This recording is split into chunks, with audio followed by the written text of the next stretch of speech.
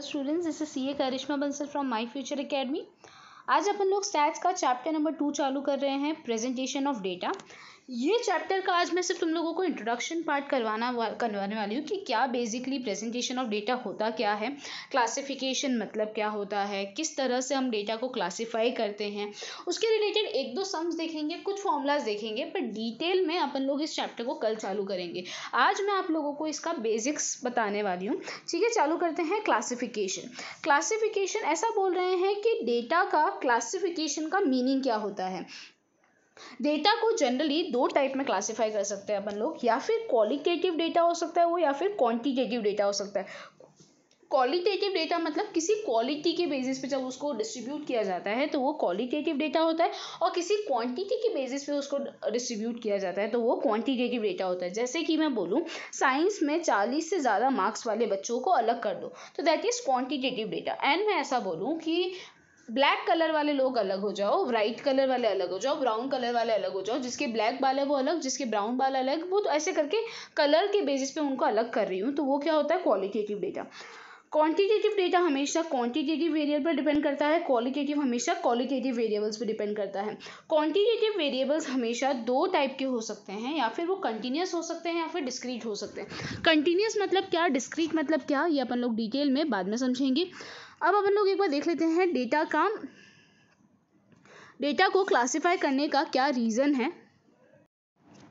देखो, the main reason to classify the data are as follow: to represent large data into simple, short and attractive manner, ताकि बड़ा data जो बहुत large data है उसको हम लोग अट्रैक्टिव मैनर में प्रेजेंट कर पाए, इसीलिए हम लोग डेटा को क्या करते हैं, क्लासीफाई करते हैं, वरना डेटा समझ ही नहीं आएगा।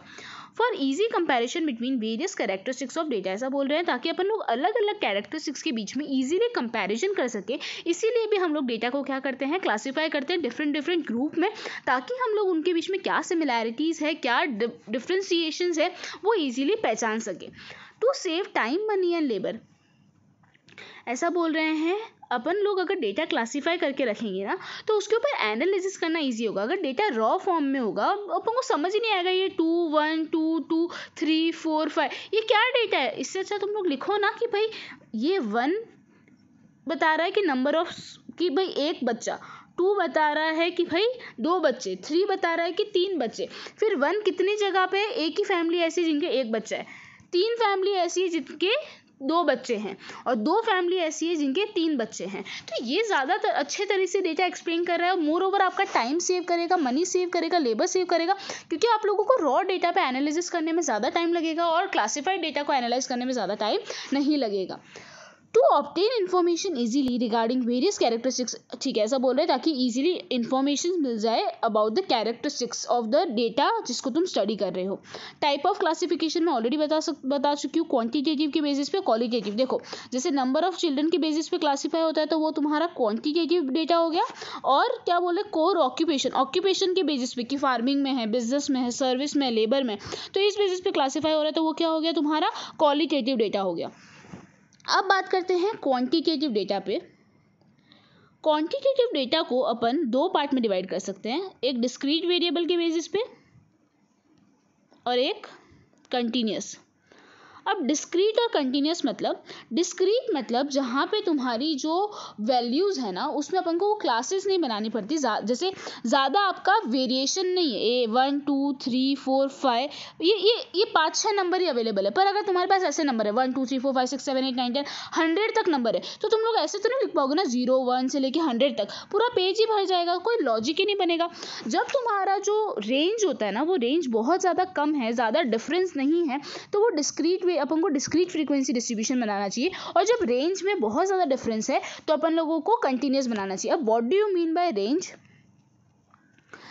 रेंज मतलब highest value minus lowest value. Highest value 5, lowest value 0, कितने का डिफरेंस है, 5 का, मतलब तुम लोग यहाँ पर डिस्क्रीट यूज़ करोगे। हाईएस्ट वैल्यू 95, लोएस्ट वैल्यू 1, कितने का डिफरेंस है, 94 का। भाई तो यहाँ पे तुम लोगों को क्या करना है, कंटिन्यूस, मतलब वो क्लास वाली फ्रीक्वेंसी बनानी है। What do you mean bye frequency? Frequency मतलब वो ये बताती है एक पर्टिकुलर वेरिएबल कितनी बार रिपीट हो रहा है। जैसे कि मैं बोल रही हूँ बिजनेस में कितने लोग हैं? 10 लोग। तो ये जो 10 है वो क्या है? वो बिजनेस की फ्रीक्वेंसी है। फ्रीक्वेंसी बताता है एक पर्टिकुलर वेरिएबल कितनी बार रिपीट हो रहा है। देखो डिस्क्रीट फ्रीक्वेंसी डिस्ट्रीब्यूशन, इसका अपन को डिस्क्रीट फ्रीक्वेंसी डिस्ट्रीब्यूशन बनाना है।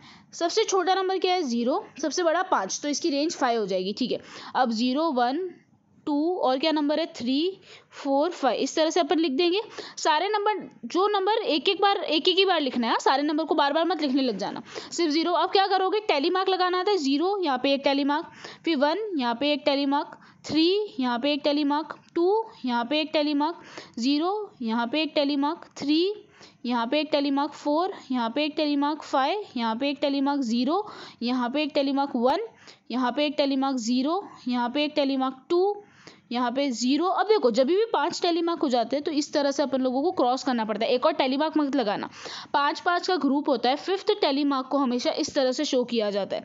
ठीक है, इस तरह से आप सबके टैली मार्क लगा दोगे। टैली मार्क लगाने के बाद इनको काउंट करके यहाँ पे फ्रीक्वेंसी लिख दोगे, तो तुम लोगों का इस तरह से क्या बनेगा? ये डिस्क्रीट का टेबल बनेगा। ठीक है, पहले यहाँ पे तुमने x लिखा, जो भी तुम्हारा नंबर ऑफ एक्सीडेंट है, यहाँ पे टैली मार्क्स, और नंबर ऑफ डेज मतलब फ्रीक्वेंसी लिख दोगे। फ्रीक्वेंसी जैसे अब इसको काउंट कर देना, कितने टैली मार्क है? 9, फिर यहाँ पे 7 7 4 2 और 2, और टोटल कितने हैं? 31। ठीक है, वेरी वेरी इजी। चलो अब इसको चेक करते हैं। इसमें भी देखो 0 और 5, इसमें भी डिस्क्रीट ही बनेगा। यहाँ पे x आ जाएगा, यहाँ पे तुम्हारी फ्रीक्वेंसी, ठीक है, और यहाँ पे तुम्हारा f, यहाँ पे तुम्हारा टैली मार्क, और यहाँ पे तुम्हारा f। बस अब इसको तुम लोग टैली मार्क लगा के तुम्हारी फ्रीक्वेंसी निकाल दोगे। Very very easy. I hope तुम लोगों को ये बहुत अच्छे से समझ आ गया। इसमें कुछ भी करना जैसा इतना कॉम्प्लिकेशन नहीं है। अब आता है continuous frequency distribution. Continuous frequency distribution को समझने से पहले अपन को कुछ पॉइंट समझने पड़ेंगे। कंटिन्यूस फ्रीक्वेंसी डिस्ट्रीब्यूशन जनरली तब किया जाता है जब रेंज बहुत ज़्यादा हाई होती है। अब आप लोगों को रेंज किस तरह से निकालनी है उससे पहले ये समझो, कंटिन्यूस फ्रीक्वेंसी डिस्ट्रीब्यूशन में इस तरह से होता है। 0 से 10, 10 से 20, 20 से 30, 30 से 40, इस तरह से होता है, राइट। अब इसको सबको समझते हैं। 0 से 10, इसको अपन बोलते हैं लोअर बाउंड्री पॉइंट,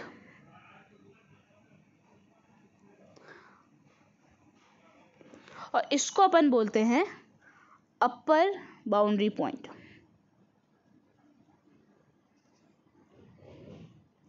ठीक है, इतना बात समझ आया। अब इन दोनों के बीच में जो डिफरेंस है, कितने का डिफरेंस है? 10 - 0 दैट इज 10। इसको अपन बोलते हैं क्लास लेंथ।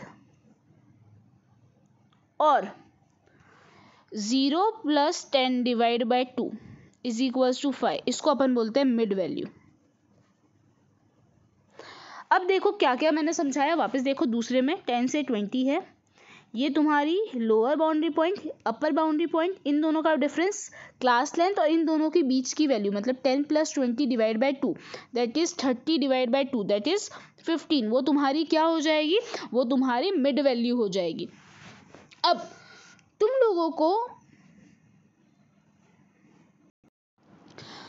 लोगों को मिड वैल्यू निकालना समझ आ गया। ऐसा बोल रहे लोअर बाउंड्री पॉइंट अपन किस तरह से निकाल सकते हैं? भाई 0 से 10 है तो नेक्स्ट भी तुम्हारा क्या होगा? जनरली 10 ही होगा। तो ऐसे बोल रहे भाई 10 + 10 / 2 मतलब तुम्हारी 10 तुम्हारी क्या हो जाएगी? Lower boundary point. Upper boundary point किस तरह से निकलता है? ऐसा बोलते हैं अपर boundary point of that class, तो ये 20 + lower boundary point of succeeding class. Next class का क्या होगा? 20, तो 20 + 20 / 2 मतलब वापस तुम्हारा 20 आ जाएगा। ये वाली फॉर्मूला अपन को इतना ध्यान नहीं देना, मेन तुमको मिड वैल्यू की वैल्यू समझ आ गई। मिड वैल्यू को यूज करके तुमको लोअर बाउंड्री पॉइंट और अपर बाउंड्री पॉइंट निकालना पड़ता है। जैसे कि तुमको बोला है कि मिड वैल्यू है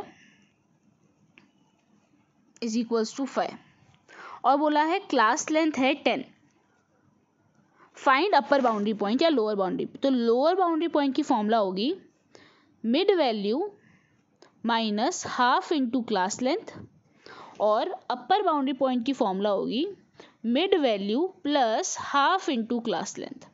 मिड वैल्यू की कितनी है? 5 -½ इंटू क्लास लेंथ मतलब 10, ये हो गया 5 -5 0 मतलब लोअर बाउंड्री पॉइंट तुम्हारा क्या है? 0। अब अपर बाउंड्री पॉइंट क्या होगा वो कैसे पता चलेगा? मिड वैल्यू क्या है? 5 + ½ इंटू क्लास लेंथ कितनी है 10, कट 5 + 5 10, मतलब अपर बाउंड्री पॉइंट क्या है 10, मतलब तुम्हारी क्लास क्या है 0 से 10। इस तरह से तुम लोगों को अपर बाउंड्री पॉइंट और लोअर बाउंड्री पॉइंट्स निकालने पड़ते हैं।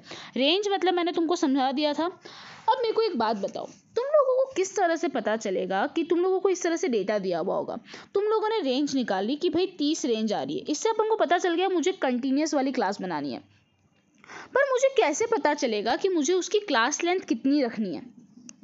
मैंने क्या पूछा, मुझे कैसे पता चलेगा मुझे उसकी क्लास लेंथ कितनी रखनी है? क्लास लेंथ निकालने की फॉर्मूला होती है रेंज अपॉन तुम लोग कितनी नंबर ऑफ क्लासेस रखना चाहते हो उसके ऊपर। जैसे कि सपोज इसकी रेंज कितनी आई 30, मैं यहाँ पे मेरे हिसाब से 6 क्लास रखना चाहती हूँ, तो मेरी रेंज क्या हो जाएगी 5। तो मैं हर के बीच में कितने का डिफरेंस रखूंगी 5 का। अब तुम लोगों को क्या करने का, सबसे पहले छोटी वैल्यू और बड़ी वैल्यू ढूंढने का। सबसे छोटी वैल्यू क्या है 27, सबसे बड़ी वैल्यू क्या है 57। तुम लोगों को ऐसी रेंज बनानी है जिसमें 5 का डिफरेंस हो क्लास लेंथ का और उसके अंदर 27 इंक्लूडेड हो। तो मैं क्या करूंगी, चालू करूंगी 25 से लेके 30। सेकेंड क्या हो जाएगा 30 से लेके 35। कब तक जाना है, जब तक 57 कवर नहीं हो जाए। तो 35 से लेके 40, 40 से लेके 45, 45 से लेके 50, फिर 50 से लेके 55 और 55 से लेके 60। तो तुम्हारी इस तरह से क्लास लेंथ बनेगी। आया कुछ समझ? ये देखो, ठीक है, वेरी वेरी इजी। तुम्हारी यहाँ पे 7 क्लासेस बनेगी,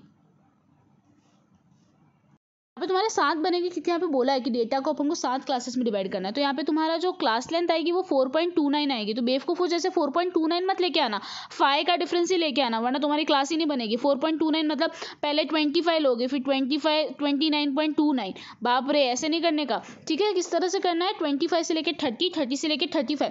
चालू कहाँ से करना है, खत्म कहाँ पे करना है, पता चला 27 सबसे छोटा है, तो तुम लोगों को इससे छोटा एक नंबर लेना है। तो इससे छोटा मेरे को 5 के डिस्टेंस में लेना है, तो 25 से 30 वाले के बीच में आ जाएगा 27। और कब तक कंटिन्यू करना है, जब तक मेरा 57 सबसे बड़ा नंबर नहीं आ जाए, मतलब 55 से लेके 60 तक कंटिन्यू करना है, क्योंकि इसके बीच में 57 आ जाएगा। इस तरह से तुम लोगों को ये कंटिन्यूअस फ्रीक्वेंसी बनानी है। आई होप आप लोगों को कोई डाउट ना हो। इलस्ट्रेशन 2 आप ट्राई कीजिएगा, इलस्ट्रेशन 2, 3, उसके आगे 4 और सब मैं खुद करवाऊंगी।